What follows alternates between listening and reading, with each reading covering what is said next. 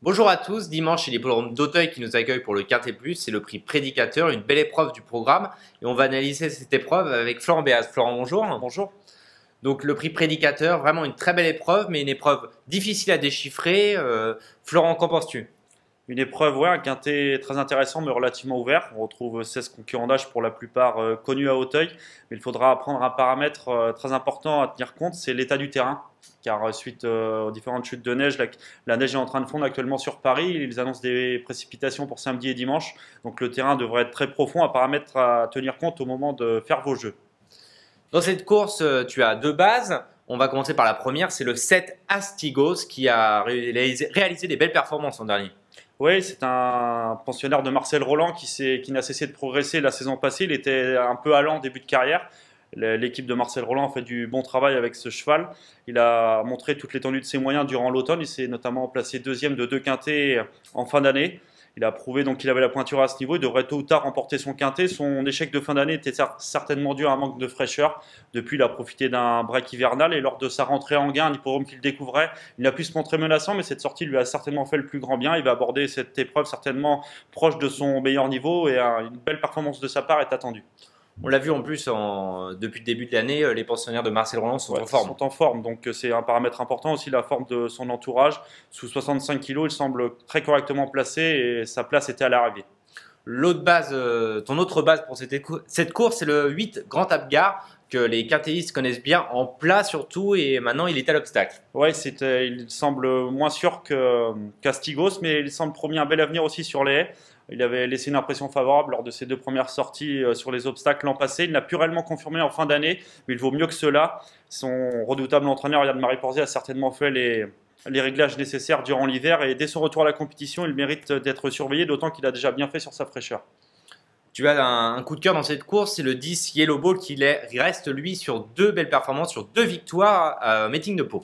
Ouais, c'est une élève de Bruno de Monzec qui avait été acquise lors d'une vente l'été dernier par Guy Petit. Elle était auparavant entraînée par Thomas Trapenard et elle a retrouvé la plénitude de ses moyens cet hiver. Elle aussi est confirmée sur les pistes profondes. Elle vient de bénéficier de 2 engagements favorables à Pau, à la fois en steeple puis sur les haies, où elle a pu vaincre avec autorité. Cette fois, l'opposition n'est pas la même, mais elle peut profiter de sa grande forme et son aptitude au terrain lourd pour bien faire. D'autant qu'elle est associée à un jockey en grande forme, Jonathan Plouganou.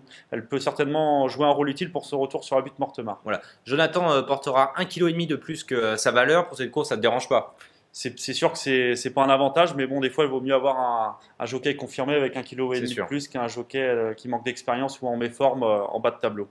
Ta surprise dans cette course, c'est le 9 Secret Agent. C'est l'entraînement de David Windriff. Que peux-tu nous en dire? Bah ouais, c'est un entraînement très habile, celui de David Windriff. C'est un concurrent qui est désormais âgé de 9 ans, mais il a connu plusieurs interruptions de carrière, c'est le fait qu'il conserve de très beaux restes malgré son âge avancé.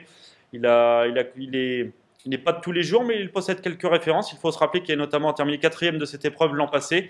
Depuis, il a très peu couru, mais il n'a pas démérité lors de sa rentrée à Fontainebleau. Il a fourni un honorable effort final, certes en retrait, mais le tracé d'Auteuil va certainement mieux lui convenir et peut, à l'issue d'une sage course d'attente, pourquoi pas compléter la bonne combinaison à Bellecote.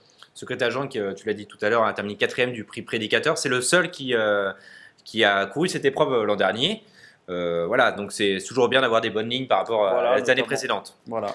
Dans cette course, tu as une impasse. Bon, on le sait, on l'a dit, 16 concurrents au départ, une course très ouverte, mais il y en a un que tu as décidé de ne pas retenir. Ouais, c'est une épreuve assez ouverte, c'est délicat de rayer un cheval, mais la candidature de Scluso de l'Aube, je me permettrais de le rayer. C'est un concurrent qui est confirmé sur les tracés coulants, notamment à Cagnes-sur-Mer. À Auteuil, il manque de référence. Il s'était essayé sans succès à 2 reprises au niveau quintet par le passé. Ces derniers temps, il a principalement été vu dans la catégorie des réclamés. Et pour ses débuts sous son nouvel entraînement de Philippe Cotin, il semble confronté à une tâche délicate. Je pense qu'il aura du mal à terminer à l'une des 5 premières places. Voilà, est-ce que tu peux faire un résumé pour nos téléspectateurs de tes 8 chevaux pour cette course? Donc oui, les 8 chevaux, ce sera tout d'abord en tête, comme on l'a pu le signaler tout à l'heure, 2 bases qui sont Astigos et Grand Akbar. Même si c'est une épreuve ouverte, on s'est mouillé en tentant de détacher 2 chevaux. On retiendra ensuite le numéro 6, Prince Picard, le second atout de Marcel Roland, qui avait bien fait lui aussi l'automne dernier à Auteuil. Il ne doit certainement pas être jugé hâtivement sur sa plus récente rentrée à Enghien. Le numéro 10, Yellow Ball, donc notre coup de cœur, cette concurrente qui est en grande forme et qui peut pourquoi pas monter de catégorie. Le numéro 1, Sable des Ongrets, que l'on ne présente plus. Lui aussi est confirmé, que ce soit à Enghien ou à Auteuil. Il reste sur une bonne sortie sur le plateau de Soisy. En dépit de ses 72 kg, il peut pourquoi pas viser une place à nouveau, tout comme le 2 Lamego qui a déjà bien fait sur sa fraîcheur. Il possède lui aussi des références, il était notamment placé au niveau groupe l'an passé. En fin d'année, il s'est bien comporté à 2 reprises sur le steep de Cagnes et peut pourquoi pas jouer un rôle utile dès son retour à Auteuil, même si sa marche semble réduite sous 71 kg.